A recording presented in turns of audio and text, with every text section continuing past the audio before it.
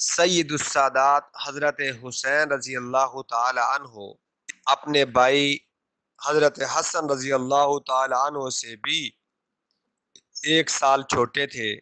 حضرت حسن بڑے اور حضرت حسین چھوٹے، اس لیے ان کی عمر حضور صلی اللہ علیہ وسلم کے وصال کے وقت اور بھی کم تھی، یعنی 6 سال اور چند مہینے کی تھی۔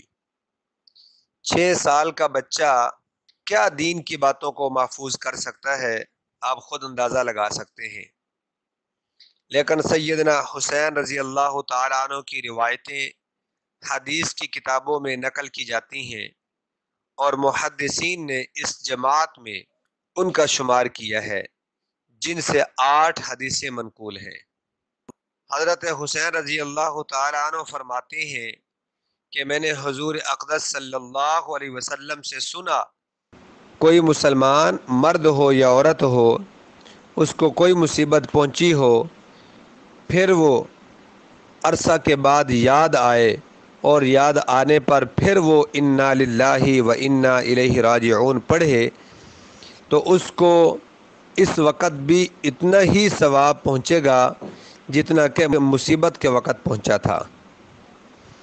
یہ بھی حضور صلی اللہ علیہ وسلم کا ارشاد ہے کہ میری امت جب دریا پر سوار ہو، یعنی جب دریا عبور کرنے لگے، کشتی پر سوار ہو یا جہاز پر سوار ہو، سوار ہوتے وقت بسم اللہ مجریہا و مرساہا ان ربی لغفور الرحیم پڑھے تو یہ ڈوبنے سے امن کا ذریعہ ہے۔ یعنی یہ دعا بھی حضرت حسین رضی اللہ تعالیٰ عنہ سے منقول ہے۔ حضرت حسین رضی اللہ تعالیٰ عنہ نے 25 حج پیدل کیے، نماز اور روزہ کی بہت کثرت فرماتے تھے، اور صدقہ دین کے ہر کام میں کثرت کا اہتمام تھا۔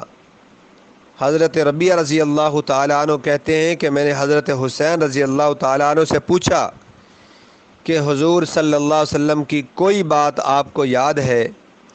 انہوں نے فرمایا ہاں، میں ایک کھڑکی پر چڑھا جس میں کھجوریں رکھی تھیں، اس میں سے ایک کھجور میں نے منہ میں رکھ لی، حضور صلی اللہ علیہ وسلم نے فرمایا اس کو پھینک دو، ہم کو صدقہ جائز نہیں ہے۔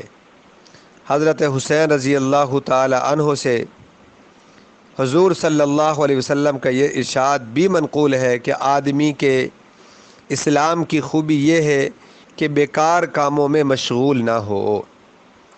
ان کے علاوہ اور بھی متعدد روایات آپ رضی اللہ تعالی عنہ سے منقول ہیں۔ یہ ان کی عظمت کا بیان تھا، ان کی شان کا بیان تھا۔ اللہ تعالی ہمیں بھی ان کے نقش قدم پر چلنے والا بنائے۔ وآخر دعوانا ان الحمد للہ رب العالمین۔